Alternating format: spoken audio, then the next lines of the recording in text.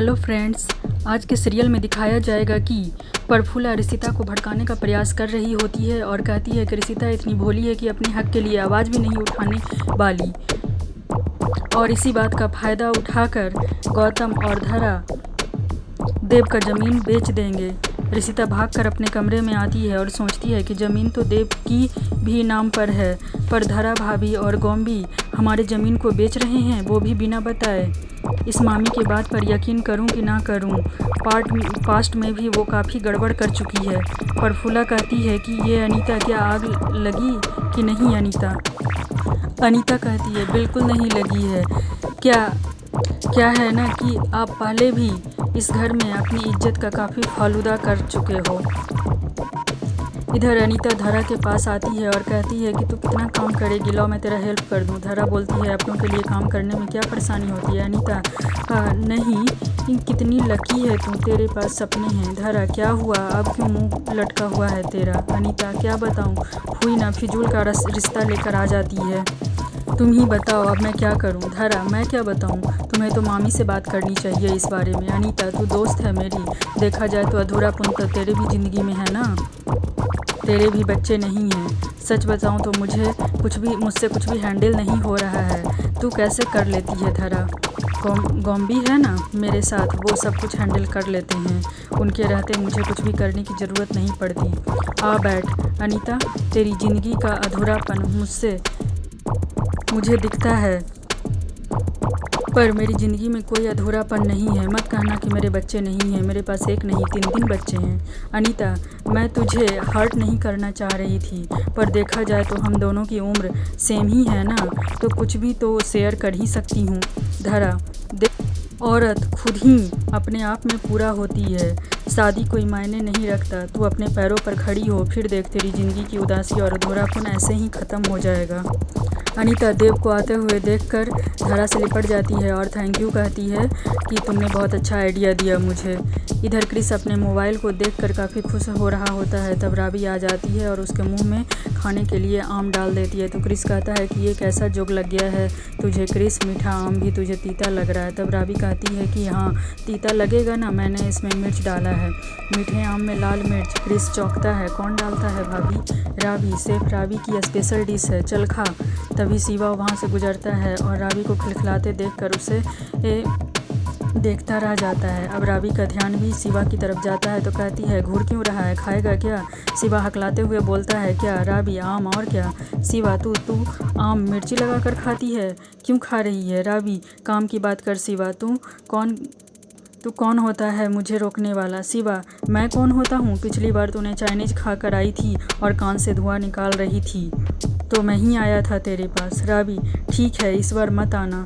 शिवा नहीं आऊँगा।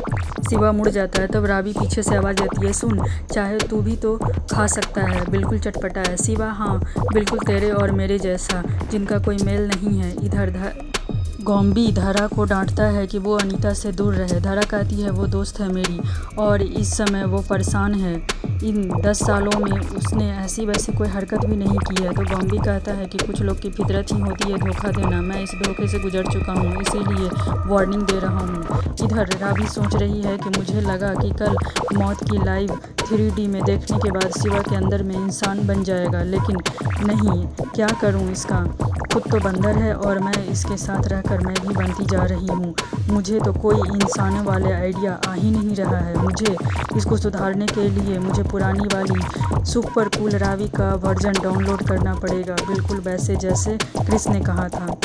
धरा देव को कहती है, धरा गॉम्बी को कहती है वहाँ से कच्चे आम ले आए। धरा आम को ऐसे ही खाना चाहती है तो गॉम्बी उसे काट कर आम देता है। धरा तुम यहाँ क्यों आए हो आम काटने के लिए? तो गॉम्बी कहता है नहीं, वो अनीता के चक्कर में। वैसे धरा हम भाइयों को की भी राय पूछनी चाहिए, ज़मीन उनकी भी है। धरा बिल्कुल सही कहा तुमने, भले ही वे नालायक हैं पर बच्चे बड़े हो गए हैं। इधर राबी शिवा को आवाज़ देती है और उसके साथ हंसी मजाक करने के मूड में होती है। तो शिवा कहता है सुबह सुबह भांग चढ़ा के आई है क्या? राबी नहीं, ज़िंदगी चढ़ा के आई हूँ। शिवा कहता है ऐसा कर, तू लकड़ियाँ काट ले और कुल्हाड़ी रावी को दे देता है। रावी कुल्हाड़ी लेकर जोश में चलाती है पर कुल्हाड़ी फंस जाती है। इधर रिशिता सोचती है कि देव के पास इतनी बड़ी ज़मीन है और इसने मुझे कुछ भी नहीं बताया। देव तो कुछ सोचेगा नहीं, मुझे ही सोचना पड़ेगा। देव आकर रिशिता के पास लेटता है तो रिशिता कहती है कि तुमको इतनी बड़ी ज़मीन गिफ्ट में मिली है और तुमने मुझे बताया भी नहीं। देव कहता है सॉरी यार, बताना भूल गया। रिशिता बुद्धू, मेरी एक विश है, हम उस ज़मीन पर एक फार्म हाउस बनाएंगे। देखो ना, कुछ रेफरेंस मैंने भी ढूंढे हैं। देव, हमारे पास इतना बड़ा घर है तो हमें फार्म हाउस की क्या ज़रूरत है। रिशिता, हवेली तो है ही, घर भी है, पर अपना नहीं है ना। देव सोचने लगता है और फिर कहता है कि आइडिया बुरा नहीं है, मैं गॉम्बी से बात करूँगा इस बारे में।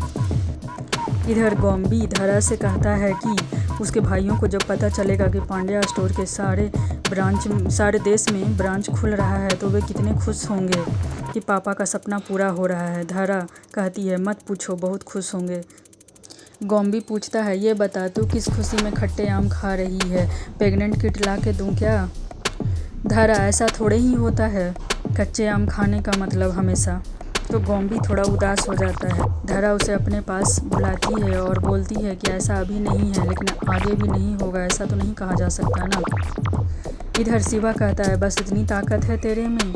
इतने में शिवा को मैसेज आता है और वो चला जाता है। देव भी हाल में आता है। इधर अनीता धरा को काढ़ा पीने को कहती है। कहती है इसको पीने से 7 दिन इसको पीने से गुड न्यूज मिलेगा तुम्हें। धरा कहती है मुझे काढ़े की कोई ज़रूरत नहीं है और अगर होगी तो मैं अच्छे से डॉक्टर को इलाज करवाऊंगी। अनीता, 10 साल हो गए तेरी शादी को। धरा, बेवजह बात का बतंगड़ मत बनाओ। सभी घबराते हुए गॉम्बी के पास पहुंचते हैं। गॉम्बी कहता है कि पापा का सपना था कि पांड्या स्टोर का ब्रांच पूरे भारत में खोला जाए। हम सोच रहे हैं कि जो ज़मीन मिली है हमें ताऊ जी से, उसे बेचकर हम यहीं से इसका शुरुआत करते हैं। सभी भाई एग्री हो जाते हैं। पीछे से रिशिता देख रही होती है और उसे बहुत गुस्सा आता है। अब क्या होगा जानने के लिए बने रहें हमारी अगले एपिसोड में।